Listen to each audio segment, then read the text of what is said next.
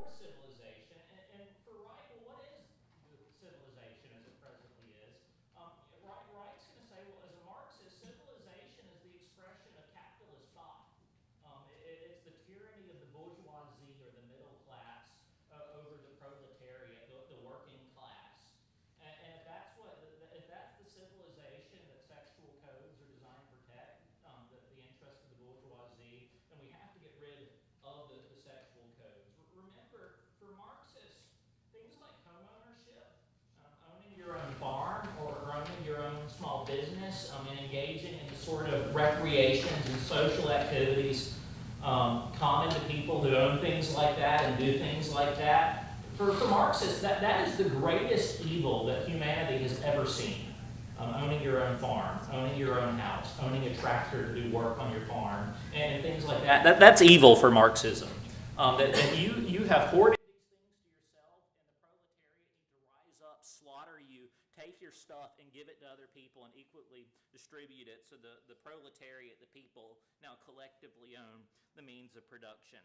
And so Reich looks at the middle class as a group, and he sees that one of the chief characteristics of middle-class people, and there's been all sorts of studies on this, this is one of those things that ought to be obvious if you think about it, but one of the chief characteristics of middle-class people is that they typically live in loving monogamous relationships with the goal of raising children to live in the same way. That we're living in loving monogamous relationships, and we want our kids to live in loving monogamous relationships as well. So if you attack the typical middle class attitude towards sex and sexual expression, you can destroy the middle class. And Reich is correct in this view. One of the things, I know some of y'all probably listen to Dave Ramsey, that one of the things that I hear repeated on the Dave Ramsey show is that the greatest wealth-building tool available to people in America is marriage. That married people statistically are far wealthier, at least compared to their peers, than anybody else. So getting rid of traditional marriage is the greatest tool available to the Marxist to destroy wealth. Which is necessary. The destruction of wealth or capital is the necessary outcome of any Marxist system. So in his criticisms of the traditional family as a middle-class institution that has to go because you have to get rid of the middle class. The middle class is evil. You're all evil people for owning stuff. Reich was following in the footsteps of the intellectuals who had gone before him. So Rousseau abandons all of his children. He says the orphanage can take better, even though Rousseau is, he's sort of wealthy. He's living off, he's mooching off other people throughout his life. But, he has a lot of.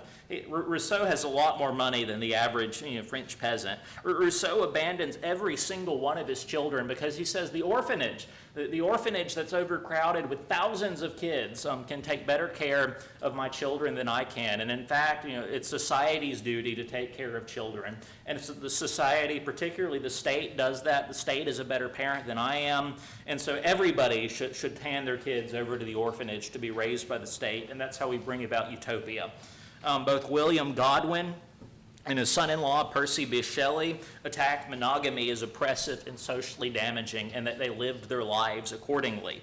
And they were just awful people. You read biographies of Godwin or Percy Bysshe Shelley, and they are just the most terrible people imaginable. They treat their wives horrifically. Their wives or multiple wives they ultimately have are all miserable. I think Percy Bysshe Shelley's first wife commits suicide over his affairs, and he completely ignores that in his writings and memoirs. I think he ultimately blames it on her, and it has nothing to do with his behavior. They treat their children horribly. These are just evil people. Marx's chief collaborator, Friedrich Engels, wrote extensively critiquing the bourgeoisie or the middle-class family and its relationship to the building of capital.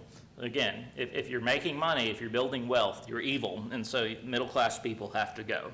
And so think about, modern nanny state programs that are employed in this country. We could talk about Europe all day long, but just in this country. So I read an article this past week.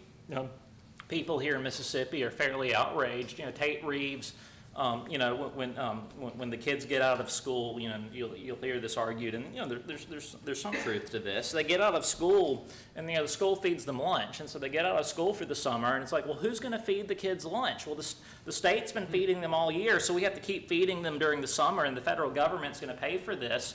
Well, Tate Reeves opted out of that. He says the federal government is not going to pay for these kids' lunch. Their parents are going to provide for them in the summer, because that's how it works. People are outraged. You're making the children starve. The federal government's giving you free money. But the question is, what does a program like that incentivize? It incentivizes fathers not to provide for their kids because the government is going to do it instead. This is Rousseau's goal. He wants the government to provide, the government to take care, the government to be the parent. This is a chief Marxist priority. Or think about government programs that give money to women who have kids out of wedlock. Again, we have to do it for the kids. It's about the kids. Well, this is also incentivizing women to reject marriage where they would have children with stable homes. Again, they're trying to destabilize society. This is a major Marxist priority. Men who don't provide for their kids and women who have kids without husbands are drastically less likely to enter the middle class. And what you're left with is a growing class of unstable, uneducated, and unemployed people that the Marxist politicians hope to one day use to violently overthrow society and take all your stuff. That's the goal. Truman writes, thus, revolution will involve the dismantling of the sexual codes in which the bourgeoisie family is built in a frank passage. Reich declares, and this should be on your handout, the free society will provide ample room and security for the gratification of natural needs. Thus, it will not only not prohibit a love relationship between two adolescents of the opposite sex. And again, Reich's not necessarily thinking about like 16-year-olds. Reich's thinking like about 5-year-olds. I'm trying to give you a sense of how disgusting this all is. A relationship between two adolescents of the opposite sex, but will give it all manner of social support. Such a society will not only prohibit the child's masturbation, but on the contrary, will probably conclude that any adult who hinders the development of the child's sexuality should be severely dealt with, that you should be arrested, that you should be sent to a re-education camp to fix you. So now we live in a world, and you see this sort of stuff happening on the news, hopefully not in Mississippi, but that's not beyond the pale of possibility. We live in a world where the 5th grade boy in the public school goes to his teacher and says, I've decided I'm no longer Sam, but I'm Sally. And I think what's best for me is to take hormones and cut my penis off. And the response from the teacher might very well be, you know what's best for you. I support and affirm your gender identity. We're going to keep this secret from your parents. I'm not going to tell your parents. And we're going to do everything in our power to make sure you get hormone treatments and surgery to make you feel safe. This sort of stuff is going on in this country because, as Reich says, any adult who hinders the development of the child's sexuality should be severely dealt with. And in some places, if Sam comes to the teacher and says, I'm Sally, and the teacher calls mom and dad and tells them, your boy thinks he's a girl, that teacher might be fired for telling the parents about their child's mental health crisis. Of course, it's not a mental health crisis anymore. It's normal sexual development, but it is, of course, a mental health crisis. Truman writes, of course, the question immediately rises of who exactly is going to facilitate this revolution in sexual codes if the family and later the church have a vested interest in maintaining the old oppressive standards of behavior. The answer lies in the last sentence of the above quotation. Society will do it. Will do so by promoting this sexual freedom and dealing severely with those who oppose it. In short, sex must become a pressing political issue in which the state takes proactive interest. Truman then writes, Reich writes this in the mid-1930s. No one who lives in the Western world today will find his statement to be anything less than prophetic. From teaching elementary school children about contraception and homosexuality onward, the state has arrogated to itself the policing of the education of children in sexual matters. And this is not a random development, but one predicated on an assumption about the relationship of sex to personhood. To quote Wright, the existence of strict moral principles has invariably signified the biological and specifically the sexual needs of man were not being satisfied.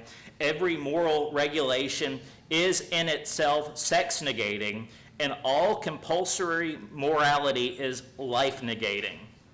The social revolution has no more important task than finally to enable human beings to realize their full potentialities and find gratification in this life. Okay? So any regulations or morality around sex is sex negating, and anything that's sex negating is life negating. You are denying this person's identity and their personhood. So that's what Reich's saying. So Truman writes in response, the implications of this are dramatic. For example, it turns on its head the traditional notion of education as the means by which the individual is formed by institutional authority to curb natural instincts in order to become an adult member of society. By contrast, this is Rousseau with a sexual twist. The authentic person is the sexual being, the one guided by the inner voice of sexualized nature, and the role of education is not to repress that for the purpose of personal formation, but to liberate it for the purpose of self-expression. Which brings us to the next point, the sexual revolution. I would say, Wesley, just thinking about this, the Freudian view of sex and children and all just seems to lead to abortion, right? I mean, that free sex, children aren't a good thing, children aren't a gift from the Lord, right? Where does that lead when you tear down the family, the biblical institution of the family? Yeah.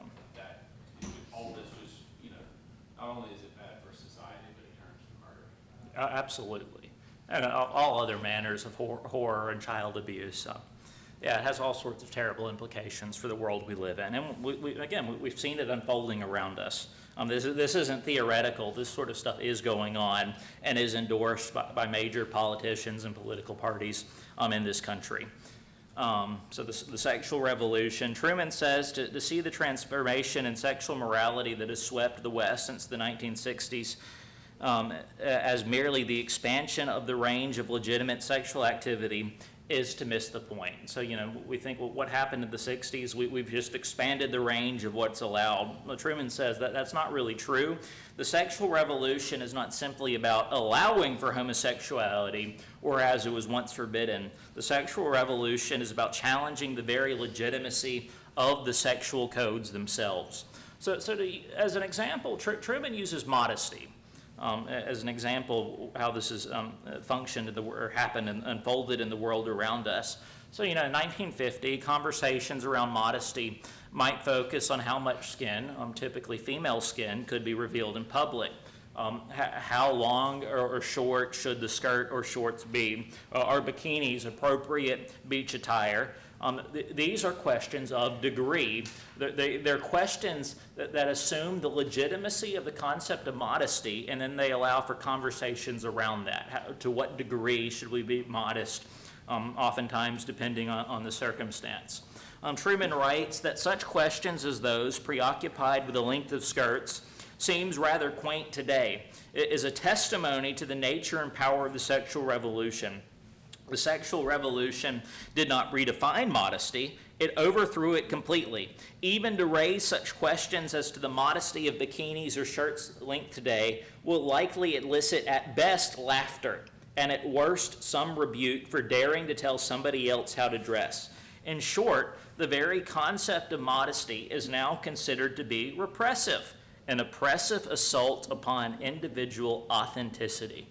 Okay, and so when, as the world is changing around us, give a little bit more perspective. When I'm a freshman at RUF at Mississippi State in 2015, going to summer conference, I guess this would be 2016, the ladies were asked to stick to one-piece bathing suits and not to wear bikinis. Not that rule was ever enforced, or they would ever dream of enforcing it, but that request was at least still made. The campus minister might just ask that at RUF before everybody leaves for summer conference. Well, apparently, shortly after I left college, they stopped requesting that. They took that out of the forms. Why? Because the majority of the campus ministers have rejected modesty as a legitimate concept.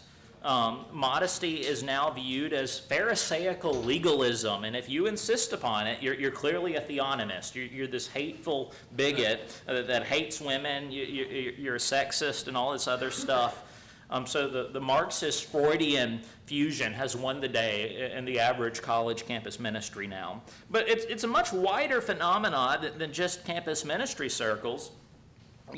If a teenage girl or a young woman was to show up at the crawfish boil in Daisy Dukes, most of you wouldn't bat an eye today. Whereas if you're throwing a 4th of July party, the church is throwing a 4th of July party in 1950, that would have raised some eyebrows. The ladies would have been the other ladies, some of the men would have been upset by that. If Wesley were to wearing super short cut-off jeans, some of you might flip your lid. Okay, if the teenage girl shows up in Daisy Dukes, only from the blinding light. Only from the blind, yeah. I'm too pale. Maybe some of you could pull that off. The general concept of modesty, even amongst the conservatives that hold on to it, the concept has become inverted. Where in the 50s, it would be scandalous for the teenage girl to show up at the church 4th of July party wearing Daisy Dukes, whereas the teenage boy wearing short shorts, if you look at teenage boy athletics up until, 30 years ago, they're running, hiking, or whatever, they're all wearing really, really short shorts. They're glorious. But anyways, it's changed. You look at the teenage basketball team, the boys are all wearing long gym shorts, the girls are all wearing short shorts, and that would have been seen as bizarre in the 50s. It would have been backwards. So Wes, you said it, RUF, I mean, did we even question whether co-ed bathing amongst college-age guys and gals would be a good idea? Oh yeah, that's not even a question anymore. That's the legitimacy of that is assumed, whereas you're right, 70 years ago. What was the event? This is summer conference. Is that at a beach? Yeah, that's Laguna Beach in Florida. And so yeah, a few years ago that would have been, but we don't, none of us even would question that. And again, me sitting here today, I would almost want to laugh. Oh, you think it's inappropriate that college boys and college girls are swimming together at the beach? But that would have been like a serious topic just a few decades ago. And so, all of as Truman's continually arguing, we're all Marxists now and we're all Freudians in terms of the core assumptions we all have. But the concept, my point is, that even in conservative circles, the concept of modesty has now been so eroded that it's now seen as a sign of femininity to wear scandalously revealing clothing of a degree that was once normal for men. So now a man showing that level of skin is seen as feminine. Whereas 70 years ago, it was completely backwards. I just think it's interesting. A guy gets in trouble for looking from the feminist. Yeah, yeah. It's bizarre. And you're not allowed to question it either, because you're going to get laughed at and told you're a sexist and a racist. But anyways, Truman writes, for the sexual revolution, as for right, the existence of moral principles indicates that sexual needs are not being met. And in a world where sexual needs are foundational to identity, that means identities are being suppressed or denied. The game, therefore, is not to change those principles or merely loosen them. It is to abolish them in their entirety. Okay? So, if you claim that like Reich has, that moral principles and codes that reflect them are life-negating, so that all of them need to be abolished, any code that has to do with sex needs to be gotten rid of, then what you're saying is, and again, this is what you need to ask your Marxist, your Freudian Marxist neighbors. What you're saying is that laws outlawing sex between children and adults need to be outlawed as well. If we're going to get rid of all the codes, what about the codes surrounding pedophilia?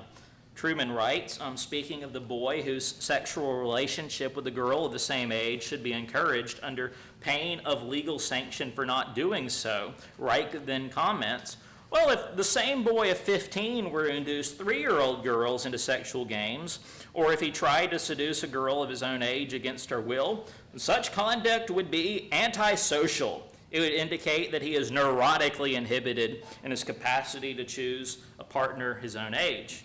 Now, first off, let me say this. I'm glad that Reich thinks pedophilia and sexual assault is wrong. I'm very thankful for that. I am always thankful when professing Muslims don't believe in blowing themselves up for the cause. I'm thankful when unbelievers don't live consistently with their grossly abhorrent worldview. That is something that is good. We don't want people to be consistent with their unbelieving worldviews and take it to their logical conclusions. We want them to know what the logical conclusions are. We don't want them to go there. But the problem is that the Muslim worldview does necessarily encourage you to blow yourself up for the cause. And Reich's Marxist Freudian worldview necessarily encourages pedophilia and all other manners of sexual abuse. If all sexual codes are life negating, then you have to get rid of them all. If sexual desire is my identity, who are you to say that my desires are wrong or inappropriate? Who is right to say that? The individual adherent might not go as far as his worldview claims, but other people holding to that same view might, and they have. They will. And oftentimes, while the individual adherent doesn't go this far, his friends might as well, which is why it's a problem when you have people like Muslims and Marxists in political office in this country. Of course, they're going to say for the camera that they don't believe in jihad, terrorism, and the violent overthrow of Western society. And you know what? They might even be genuine when they say that. That's not what their worldview argues, but they personally believe that, and it's inconsistent. But what about all their buddies they invite to the administration who have just as big an impact on running things? Mamdani might not be willing to take his Muslim Marxist worldview to its natural conclusion, but the 15 other Muslim Marxists that he put in charge might. And if you watch interviews with these people, that's exactly what they're arguing for. But anyways, that brings us to point 6, the changing nature of political oppression. Any questions up until this point? The rule today, anyway, it seems to be consent. That's when it's wrong. So assault or something like that. Can you make a case that even consent is not consistent with their worldview? Yes, and Truman is going to address that in about 2 chapters. He's going to go on and think about just briefly. Problem with consent, if that's going to be the ultimate standard, so what about everything else that we don't require consent for? You don't ask your 3-year-old consent to give them a shot at the doctor's office. They need the vaccine or the antibiotic shot or whatever else it is. Nobody asks the 3-year-old for consent. We just do it. And there's so many other things like that. So, if we have all these other aspects of life that consent is not important or actually would be anti-conducive to human flourishing. And so the question is, well, why is consent important for sex, but it's not important for all these other things? So it doesn't work as a moral standard, and there's some other problems. But yeah, Truman's going to address that in detail, but that is what they're going to say. Well, consent is the standard. There's some actual severe problems with that if that's all you're going on, just arbitrarily. But point 6, the changing nature of political oppression. As part of Freud's success in redefining sex, or a part of Freud's success in redefining sex was due to his tugging on people's heartstrings about happiness. Everybody wants to be happy, and then Freud says, well, actually, sex is the way to get there. So some of Reich's success is due to his tugging on people's heartstrings about oppression. Everybody thinks oppression is bad, and Reich's going to say, absolutely, oppression is bad, and here's what oppression is. Reich writes, social concepts of the 19th century, which are defined purely in economic terms, no longer fit the ideological stratification and the cultural struggles of the 20th century. In its simplest formulation, today's social struggles are being waged between those forces interested in the safeguarding and affirming of life, and those whose interests lie in its destruction and its negation. I'd actually say that's correct in one sense. But the problem is, he says, well, the people that are interested in the safeguarding and affirming of life are the Freudian Marxists. who believe, murdering babies is great. And the peoples whose interests lie in the destruction and negation are the pro-life crowd of conservative Christians. We're the evil ones that want to destroy everything. But the Marxist Freudians are the ones that want to give life to everybody. It's completely inverted. But anyways, so we have asylum seekers. This is a popular topic in the news these days. We have asylum seeker laws that permit a certain amount of people into the countries if they are victims or likely to become the victims of oppression. Okay, we all understand this. And so, for instance, after the fall of South Vietnam, a number of, you go down to Mobile, and there's a lot of Vietnamese people down there. Well, after the fall of South Vietnam, a number of Vietnamese citizens were allowed to immigrate to this country because the new glorious communist Marxist regime stripped them of their rights and property. And if they stayed behind in South Vietnam, they would likely be tortured, sent to re-education camps, or summarily executed. Okay, so we allow these Vietnamese citizens, these refugees, to come here because they were victims of oppression. Getting shot in the back of the head, getting put in a concentration camp, that's oppression.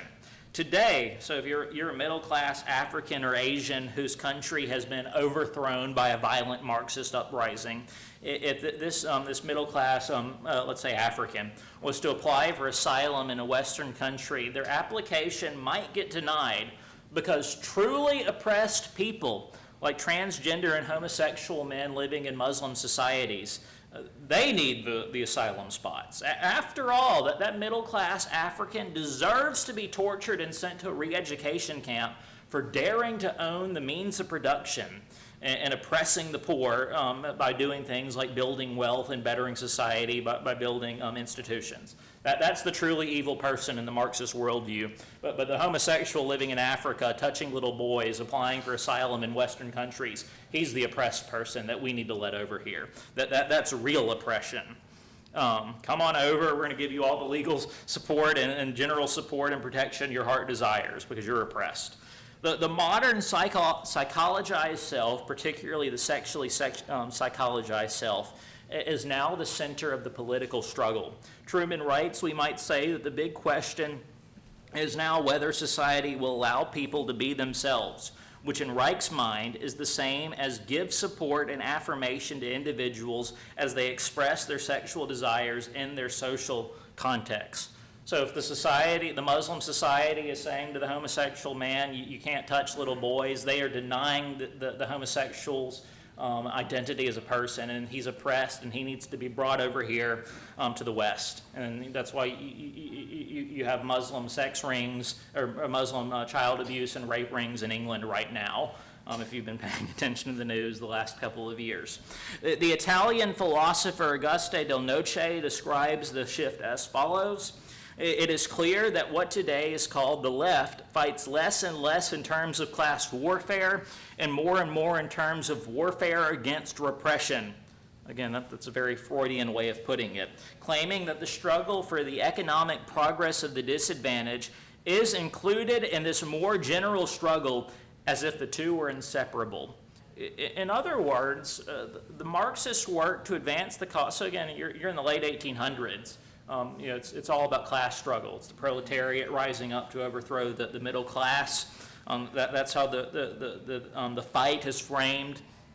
But today, the Marxists work to advance the cause of the allegedly disenfranchised poor person is now one and the same work to advance the cause of the LGBTQ community. It's the same thing. It's a package deal. These things are inseparable for modern Marxist Freudians today. It's all one big package deal. Truman writes, the term recognition here is important.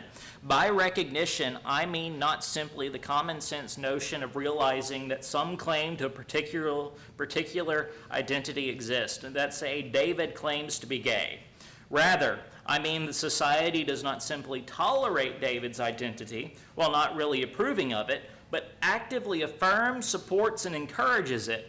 In other words, it is not enough to simply say to David that society will allow him to behave as he wishes in private without fear of prosecution. That is mere tolerance. Society must also affirm that his identity identity is as valid as that of anybody else, lest he feel marginalized through psychological oppression. So if you don't affirm David's identity, you are oppressing him under a Marxist Freudian worldview. So in conclusion, Freud has advanced the psychologized self we found in Rousseau and the Romantics, the advancements he's made on, it's a sexualized, psychologized self. Not only are inner feelings now fundamental to how people think of identity, but identity is now primarily seen in terms of sexual desire. Sex is no longer a matter of what we do, but who we are.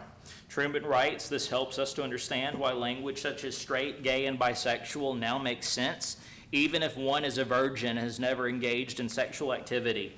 It is not the act, but the desire or the orientation of that desire that defines the person. This changes everything. Reich and his ideological descendants make the implications of this shift more obvious. If people are, in a deep sense, what their sexual desires are, then how society treats those desires is an important political question of human rights. Oppression has now become psychologized.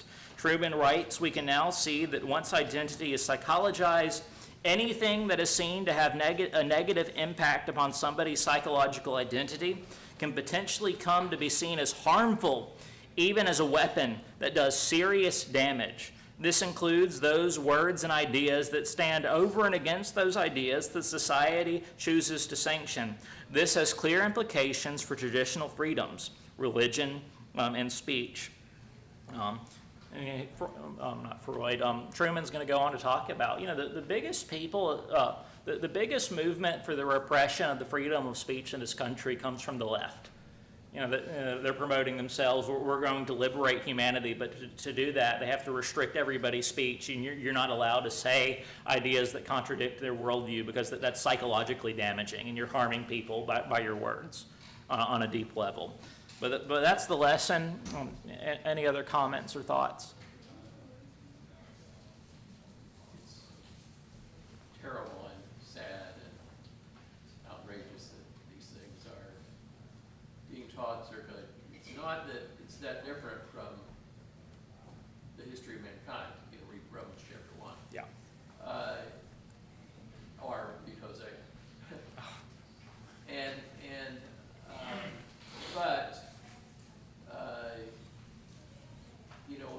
At times we've had, with Christianity, Christian assumptions sort of the prevailing culture. But that, of course, is what's being directly attacked. Spurgeon saw this coming, called it the downgrade controversy, because it was attacking the fact that never created the image of God, promoting evolution. It was attacking concepts of biblical morality, which is natural to man. It's the way God created man. And, of course, attacking the authority of Scripture. And, Spurgeon was a great blast against these evils that were generating, 1880s, 1890s, which, of course, now we have these guys develop out of those movements. And it's sort of maybe wrapped up in the same thing. You see the free love movement, and Spurgeon's also talking about, you have people that are claiming to be Christians. Love is love. You should just be able to love and have sex with whoever you want because, love is love. So that's not a brand new idea, but yeah. And Seymour and Grace, had just written this amazing work, the works of Christ in history, Just to Christie, how Christianity had freed man from the evils of sexual perversion and the evils of slavery and et cetera, et cetera. Christianity had worked to set men free throughout history and to bring about, a change where you could have actually people living in a moral society safely together. And these are some of them intentionally attacked, Seymour and Grace's great work, which is the great works of Christ in history. But this is, it's obviously, I guess one of the amazing things is these guys are directly attacking Christianity is at the root of all of this, which is coming under assault. And it hasn't stopped. And it's continuing, and it's, snuck into the school systems through, the adoption of these ideas within the educational culture.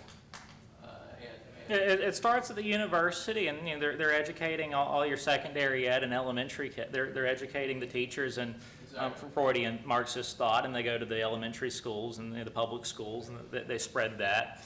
And then it's not like a secret. They have organizations and meetings, and they put out policy documents that talk about what their goals are and what they want to teach the elementary school kids.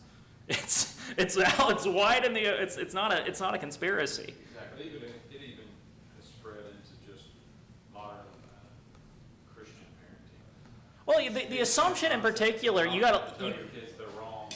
Yeah, you got to let them express themselves. You can't cut if you tell them no. If he's talking about the purpose of education. It used to be formation. Now it's self-expression. It's let the kid express himself. Yeah, that's everywhere. That's ubiquitous. That is across the education spectrum. The difference between the private and public school is the public school, it takes a sexualized form. But it's just, in the private school, that's still tamped down, but expression is what's primary. It's not formation.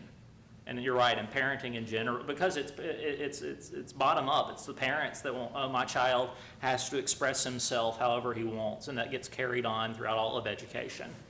And then in the next generation, well, if self-expression is ultimate, then the next generation will sexualize that. So it's a major problem that's across the spectrum that conservative Christian circles are just a few years behind, but we're moving in that same direction rapidly. It's horrific, and in terms, that Christianity changes the world. You look at, you can do all sorts of studies and surveys that societies that have, that throw out sexual codes, that it becomes a sexual free-for-all, they don't last. None of them do. You look at the Roman world, why does Christianity get adopted all of a sudden? On the tails of the crisis of the 3rd century. Because the Roman civilization is collapsing on itself. Their whole world is collapsing. The system that they created of might makes right, and the elite and those in power get to do whatever they want. And there's a major sexual aspect of that. That destroyed their world. And everybody, the wreckage of millions or hundreds of thousands at least, probably millions of people dying in these civil wars, people are starting to look around. This isn't working. Everybody is miserable. Maybe we should try out with the sexual codes and the whole moral system of Christianity. That might be conducive to human flourishing, and it was, and it is, even now. But anyways, any other thoughts on that? All right, let's close with a word of prayer. Let's pray. Dear Heavenly Father, thank you for this time where we can reflect on important issues that are important for human identity and how we conceptualize ourselves and how people conceptualize themselves. Help us to proclaim the true identity of man, where man can find happiness, contentment, and joy, that identity is in Christ and walking in his ways. Help us to proclaim light in the darkness of this world that seems to be rapidly collapsing around us. Help us to proclaim doctrine that a Christian worldview can really rescue man from the gutter and from the catastrophe that he is rapidly running to. It is in your Son's name that we pray. Amen.